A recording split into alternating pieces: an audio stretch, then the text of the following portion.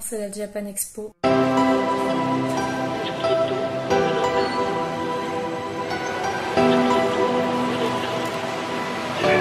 je sais, c'est pas très joyeux comme début de vlog, mais comment on va dire, c'est ma première Japan Expo, parce que c'est la première année que je fais sur Paris, que j'ai la chance d'y aller.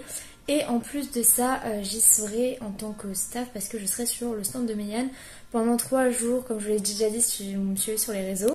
Et là, c'est un peu la veille, un peu stress parce que je sais pas trop pourquoi ils m'ont invité moi. C'est un peu plein de remises en question de je sais pas trop ce que je vais faire là-bas parce que je serai à côté de gens hyper connus et je serai moins au milieu de tout ça.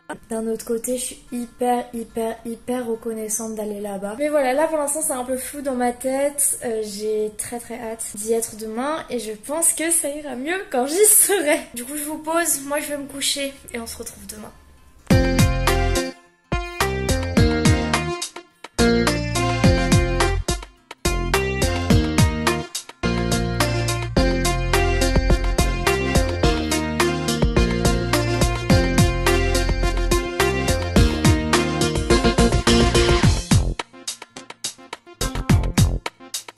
Comme si j'avais déjà pas eu assez de galères pendant cette Japan Expo, je dois retourner la première partie de cette vidéo. Ça va parce que je l'avais tournée à 6h du mat, à la base il est 8h. Donc en plus de ça, ça va être plus court pour vous parce que je vais pouvoir vous expliquer plus simplement tout ce qui s'est passé. Du coup, si je suis plus lente dans la deuxième partie, c'est normal, c'est parce que je l'ai tournée il y a 2 heures. Vous l'avez vu, j'étais censée faire un vlog. Et au final, ce vlog n'a pas eu lieu. Pour la simple et bonne raison, pour ceux qui l'ont vu, je travaillais sur le stand de Meian, donc le jeudi, le samedi et le dimanche. Et le vendredi, j'ai été en tant que visiteur. On va commencer par mon travail en tant qu'exposant.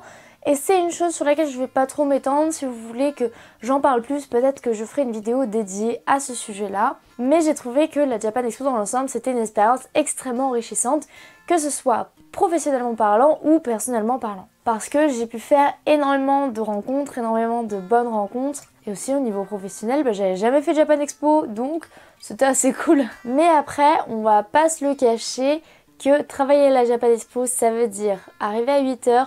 Quand t'habites loin, ça veut dire te réveiller à 5h du mat et rentrer chez toi à 1h du matin. Donc en termes de sommeil, on n'était pas tip top. Aujourd'hui, on va parler surtout de mon expérience en tant que visiteur. J'ai pu y aller qu'un jour et sincèrement, je suis contente de ne pas plus y être allée. Déjà, je suis extrêmement contente parce que j'ai pu rencontrer beaucoup d'entre vous et c'est trop cool. Déjà, je vais faire des spéciales dédicaces en premier à ADV qui, vu que j'y voyais que je bossais, m'a gentiment offert plein de goodies que du coup moi j'ai pas pu avoir vu que j'ai pas pu t'en visiter tant que ça. Donc merci à toi, c'est trop cool. J'étais refaite, ah oui j'étais refaite. Et d'ailleurs en parlant de goodies etc, je vous ferai mon haul Japan Expo en décembre. Non, en août, qu'est-ce que je dis? Pour la simple et bonne raison que du coup après la Japan Expo, pour me reposer, je suis partie chez mes parents. Donc, passons aux choses sérieuses. Spéciale dédicace à toutes les personnes qui ont pris des photos avec moi, c'était super sympa. D'ailleurs, n'hésitez pas à me les envoyer sur Instagram, ça me ferait trop plaisir d'avoir les photos. Et ensuite, spéciale dédicace à Dylan, je vous mets une photo juste ici,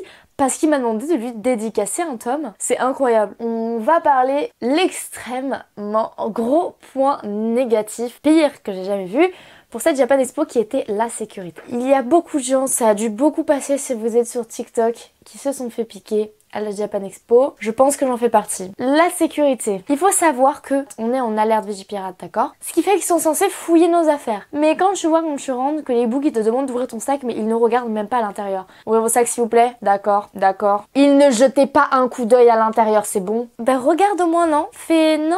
Ok, pas de souci. Et quand je suis revenue et que le vendredi, j'ai vu des hordes de gens sur TikTok qui disaient que s'étaient fait piquer, et bien sûr, ça n'a pas loupé. Le samedi, c'était pareil. Le dimanche, c'était pareil. T'es en mode, pas étonnant vu la sécurité qu'on avait, quoi. Mais sincèrement, force à tous ceux qui se sont fait piquer. Apparemment, c'était pas des choses très dangereuses de ce que j'ai vu.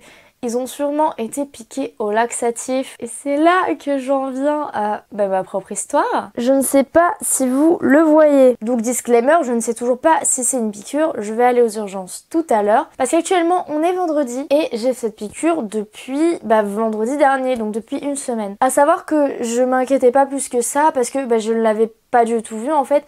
J'étais extrêmement fatiguée samedi et dimanche. mais du fait que je dormais pas, que j'étais exposante, que du coup on venait beaucoup plus tôt que tout le monde. Attendez, j'ai changé un peu le décor, je trouve que c'est un peu mieux comme ça. Donc je ne me suis pas du tout inquiétée plus que ça. Et du coup il y a des personnes qui disaient ben oui, moi je n'ai pas senti ma piqûre, regardez votre corps. Je regarde, je vois ça. Vous avez vu où elle est derrière mon bras. Donc à la base je me suis dit oh c'est derrière mon bras, qui m'aurait piqué derrière le bras, haha. Les gens qui marchaient derrière toi peut-être. Donc je me suis pas inquiétée plus que ça, je l'ai montré à mes potes et là ils m'ont fait haha, va voir un médecin quand même, non? Donc encore une fois moi je suis en mode non mais tu sais ça doit rien être de bien grave.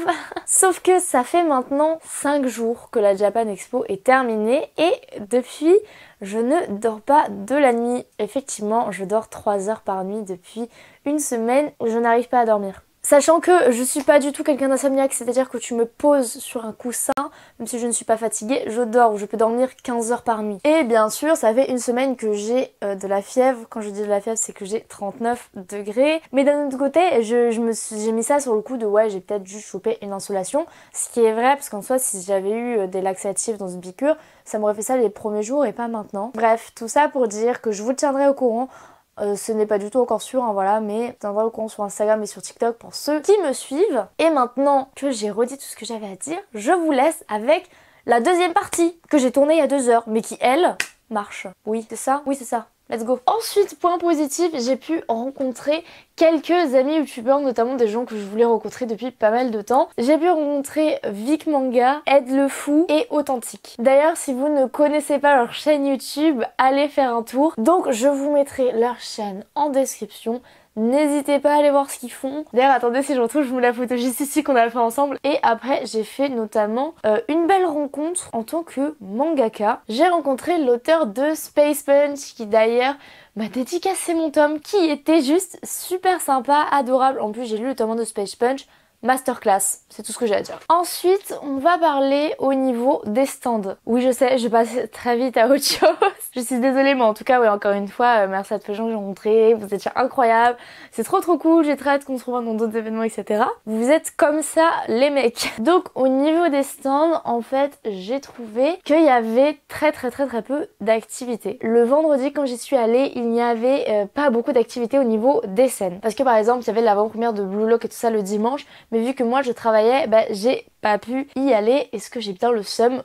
Oui, absolument. Il y avait le Kiyun World, il y avait les jeux donc Crunchyroll, il y avait Glénat qui avait quelques petites activités, il y avait Kana aussi qui en avait quelques-unes. Mais dans l'ensemble, j'ai trouvé trop peu d'activités et vraiment beaucoup trop d'attentes. Après, à un moment, on s'est dit ouais, c'est comme Disneyland, de toute façon, si tu fais pas la queue, tu ne fais rien. Mais vraiment, aller en convention pour faire 2 heures de queue pour une activité de 5 minutes, clairement pas là pour ça en fait. Donc, avec un peu de réflexion, on n'a pas fait les activités et on s'est barré. Moi, les pôles qui m'intéressaient le plus, c'était les pôles éditeurs. Donc bien sûr, on avait Meian là où je travaillais, on avait Crunchyroll, Glénat, Kana, Delcourt Tonkam, Panini. On avait absolument tous les éditeurs de manga. Après la bouffe, on ne va pas en parler. Moi, vu que je travaillais là-bas, je n'ai pas payé la bouffe, mais encore heureux. Parce que quand j'ai vu que 2 onigiri c'était 10 €, comment vous dire? Mais même au niveau achat en général, j'étais prête à dépenser pas mal pendant la Japan Expo. À savoir que je n'ai même pas réussi à dépenser mon argent. Après, au niveau des stands d'éditeurs, trop de monde et j'y suis allée vendredi, trop peu de stock, les stocks mal gérés et tout ça. Après, pareil, je suis allée sur les stands de figurines et tout, je comptais me prendre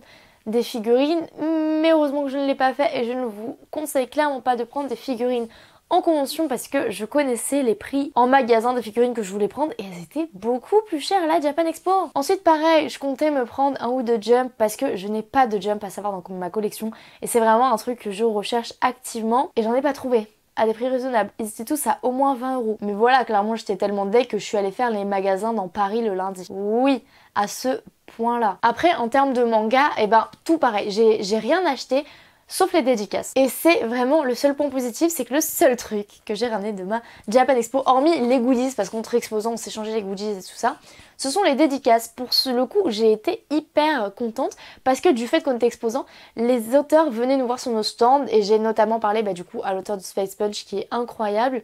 L'autrice de Veil, là par contre j'ai pas pu trop lui parler parce qu'il fallait un ticket dédicace, tout ça, mais quand même adorable. L'autrice de Butterfly Beast, moi je n'ai pas pu avoir de ticket, mais les gens de mon stand qui ont pu lui parler ont dit qu'elle était vraiment adorable. Ensuite j'ai aussi vu l'auteur de Angie's Taxi, j'ai aussi vu l'auteur de Rando, adorable, tous adorables. Vraiment le truc pour lequel je suis le plus contente c'est les dédicaces. Bon, on va conclure cette vidéo. Parce qu'elle dure depuis trop longtemps, je suis désolée mais vraiment j'ai beaucoup de choses à dire et j'ai encore énormément de choses à dire. Petit résumé, les points positifs, les auteurs que j'ai pu rencontrer étaient tous adorables, c'était giga cool de pouvoir avoir des dédicaces, sachant que je n'en avais jamais eu. Ensuite de ça, au niveau des goodies gratuits, là on était servi, donc c'était giga cool. Par contre, big point négatif, la sécurité. C'est pas drôle, il y a tellement de gens qui se sont fait piquer les gars. Ensuite, c'était très mal indiqué. Moi j'avais la chance de du coup arriver le matin avant tout le monde, donc je faisais le tour et tout. J'avais repéré avant que j'allais en tant que visiteur les stands que je voulais voir où ils étaient. Mais si vous arrivez et que vous êtes là uniquement quand il y a du monde, c'est impossible à repérer en fait. C'est vraiment beaucoup trop grand et c'est super mal indiqué. Et ensuite de ça, très peu d'animations, de la queue de fou aux animations et juste mais vraiment impossible de dépenser mon argent finalement parce que trop peu de trucs intéressants. Vraiment. Ou aller au stand Funko mais 1 heure de queue pour accéder au stand Funko pour avoir les pop exclusives à la convention. Flemme, vraiment. En tout cas, désolée, je fais vraiment cette vidéo. Il est 6h du mat, je n'ai toujours pas pu me reposer de la convention. Du coup, bref, voilà les amis, c'est la fin de cette vidéo. N'hésitez pas à me dire en commentaire si vous étiez à la Japan Expo. D'ailleurs, tous ceux avec qui j'ai fait des photos, etc. Envoyez-les-moi sur Insta, ça me ferait trop plaisir de les avoir aussi. Donc, merci à tous d'avoir été là et moi, je vous dis à très bientôt dans de prochaines vidéos. Ah, j'ai oublié de vous montrer, du coup, j'ai tellement rien trouvé à la Japan Expo que je suis allée me faire percer dans Paris, juste ici. Oui, j'ai préféré aller me faire percer que de rester dans les JE.